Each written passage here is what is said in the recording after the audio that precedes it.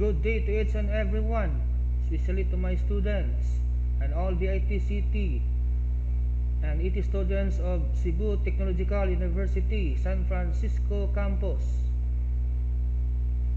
Shout out ko sa akong mga estudyante sa BITCT 2C, 2D, 2H, and 2I. Hinaot na mo sa may panlawas o pagtuo sa itong Ginoo. Kumusta usab ang inyong mga online classes? I hope okay ra sila.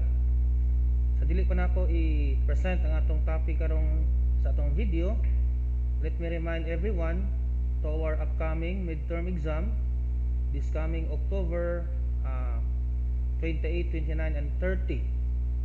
So pagtuon in taon mo sa iyong mga subjects, especially sa atong subject sa CT 213, Computer Network and Security. So today, our topic is all about Dynamic Host Configuration Protocol. In our past videos, we already configured static IP on peer-to-peer connection, static IP via network switch connection with 3 computers, and file sharing using static IP on LAN. So this time, I will show you how to configure DHCP using a router or modem. Okay, so we have variety of routers to be configured. Like for example, this one, we have Linksys router. Okay, then another one, we have TP-Link router. So nakita nyo class na siya ay wireless antenna. So the same po gihapon aning usa, wireless gihapon siya. These routers are capable of creating access point. Alright, then naapod tay atong Wi-Fi kit, online connectivity kit, Globe at Home. Okay, aton i-try sila configure. Alright, so please watch carefully the video and learn from it. Okay, we already connected our Linksys router. So based sa atong discussion, video presentation last meeting, we're able to configure static IP. So ato i-check atong static IP, Windows R, command prompt, IP config. Here comes our static IP nga 192.168.20.1. So now, ato i-change ang atong configuration into DHCP. Alright, so ato sa tanaw ng iyang PC name kung saan siya. Sakto ba? PC1. Okay, so how to obtain our IP address in order for us to obtain also a dynamic IP. So since connected na ta sa router, ato nang i-open ang atong network adapter. Okay, 20.1. So ato i-double check ha, IP config. So yung nakita 20.1. So how to obtain a DHCP or dynamic IP? So click lang ka ng obtain an IP address automatically.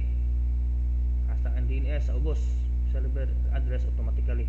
So ato gi-obtain sila, we'll click OK. Okay, then ato ibalik ang IP config. So yung nakita class, ganiha 192.168.20.1, but now 192.168.10.121 unya na nasay gitawag nato og default gateway. Mao ni siya ang IP address sa atong router. Okay, mao ni ang IP address sa atong router. Alright, so ato i-try og configure ang atong router. How to do that? Knowing its IP address, mo open tag browser. Example, this one a browser. Then type the IP address of your router 10.1. Okay, so mga isag security, username and password. So ang default ano niya class aning sis kasagaran lang, not all ha, pero kasagaran admin login. Okay, this is the firmware og sa computer pa ni class mao ni siya class ang OS, o sa network devices gitawag sa firmware, wherein atong ma-configure ang settings, ang functionality sa atong router. So tuduan ta mo basic setup ha, para makita nyo ang gamit sa ipconfig/release and renew, and how to set up range on a router IP address, ug unsaon nato pagbutang og Wi-Fi, or how to configure SSID and PS key, pressured key sa usa ka router, so that that router becomes an AP or access point. Okay, so yung nakita class na tayo IP nga 10.1, so ato ni i-change maybe 50.254, sample ni ha, ato lang simple 50.1. okay, then our IP address will start at 192.168.50. pila example, ganahan ko magsugod siya og 50.10.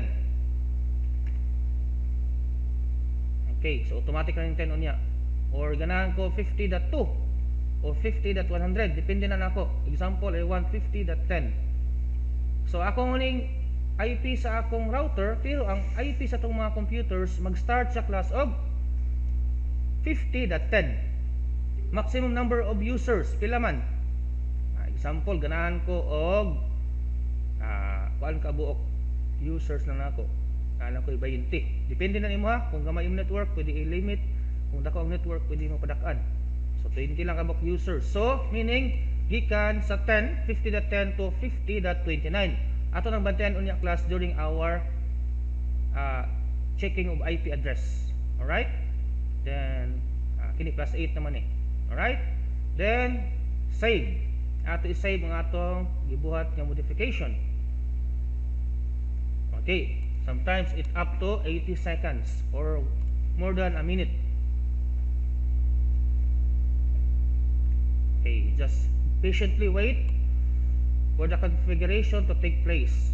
Mura gyud atong buhaton class, maghuwat ta sa configuration nga mo take effect. Og sa computer pani class, atong gi-restart ang atong computer to take effect some of our changes, especially when we install software. So sa firmware, para mo take effect ang atong mga changes, ato siyang i-reboot. okay, let me remind you class nga atong IP ganiha 10.1. okay, timan ini ha, 10.1 unya atong IP nga gi-set up bag-o 50.1. unya natay IP address sa computer nga 100. Pila to? 100.21 gani ha. okay, ato tanawon. okay, ato ta sa command prompt ipconfig 100.121. okay, mo ni ang IP gani ha, pero nag-change naman ta og IP configuration, so ma-change po ni sa class. okay, how to do that? Kinahanglan ta mo type sa utility command nga ipconfig/release. Since wala na ni siya no, dili ni siya effective, o wala na ni siya no, wala na ni siya ni-occur nga mga IP, wala na siya existent, so kinahanglan ta mo release no, sama na sa inyong mga loved ones. Sa una, kinahanglan ka mo release nila para makakuha kag balik or makapangayo kag lain or makita kag lain, depende nimo sa ano pag pangita ang bag-o. okay, so na may giingon nga, how can you accumulate new things if you keep holding the old ones? Kinahanglan buhi-an gid nimo. okay, enter. so imo nang gibuhian o gi-release ang old IP, and then mo type ka renew para tagaan ka sa router o bag-o nga IP. Charan. okay, nigawas class ang atong 50.1 nga default gateway. Yung atong giset up 50.2 to 10. 50.10 man to 26 ang atong IP nga gihatag. So imong ipon na 10, pila man ang range na, kung mo kag 20, sud pa siya no. 10 nasa sa 20 host nga range 50.26. okay, mo ni atong IP.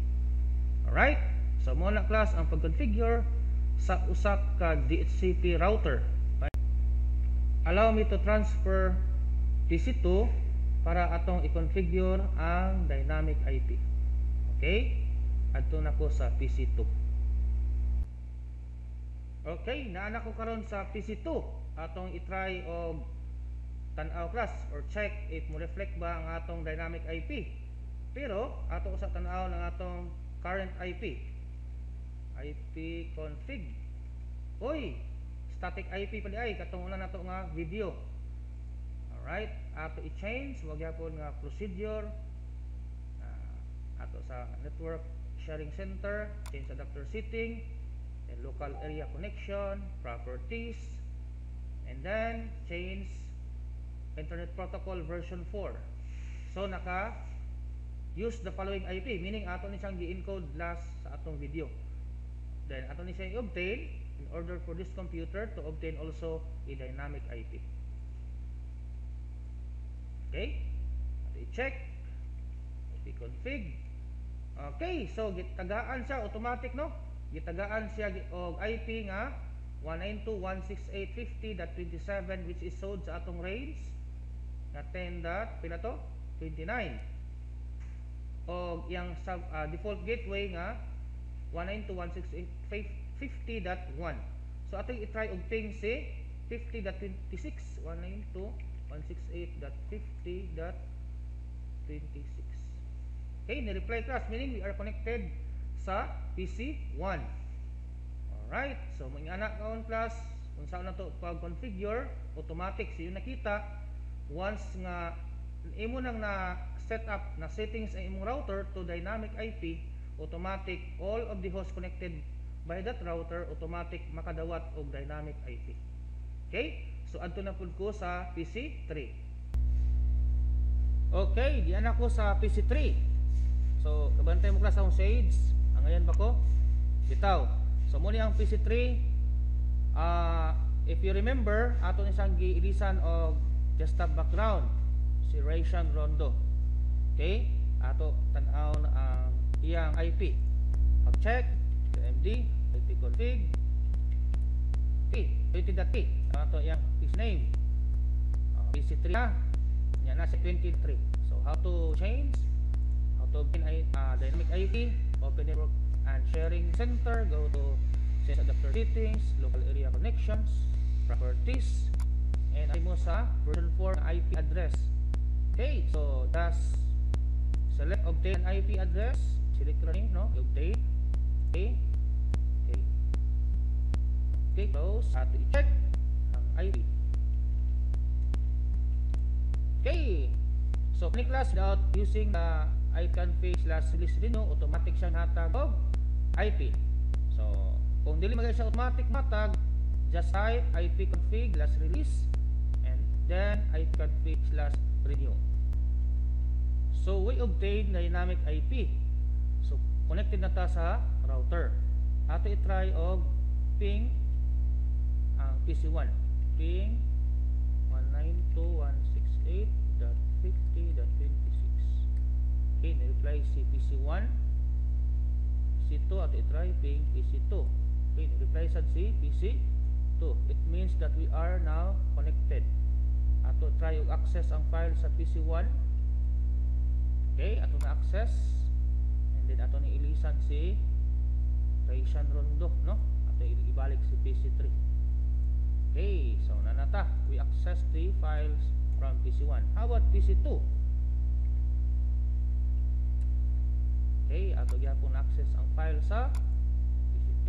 So we can manipulate, no? Sample sa animation, ato na siyang i-name into animations. Okay. So that's how router configured the DHCP or dynamic IP to its host. Okay? So ako lang i-clarify class. Sa atong router configuration karon, DHCP wala pa tay internet connectivity, wala pa ISP. So mo nang atong icon diri, although naatay default gateway, wala tay internet connection, meaning no internet access. So maybe next time na natay ISP. So thank you so much, my dear students, for watching this video. Sa akong mga kaubanan diri sa studio, I mean sa Complab, Sir Kent Mulanida and Mr. Mark Licatolinan, salamat sa pagkuyog nako. Next video na to class, mauna ang configuration sa TP-Link router and also its wireless connectivity, or ato ni siya i-configured as access point para ang mga mobile devices ma-connect ani nga router. And also our Globe at Home prepaid Wi-Fi connectivity kit. Muni ato mga connectivity kit ato po ni i-try og configure next time sa atong video. So be updated, and thank you so much once again for watching. I hope you learned something, and see you for the next video. Salamat kayo. God bless.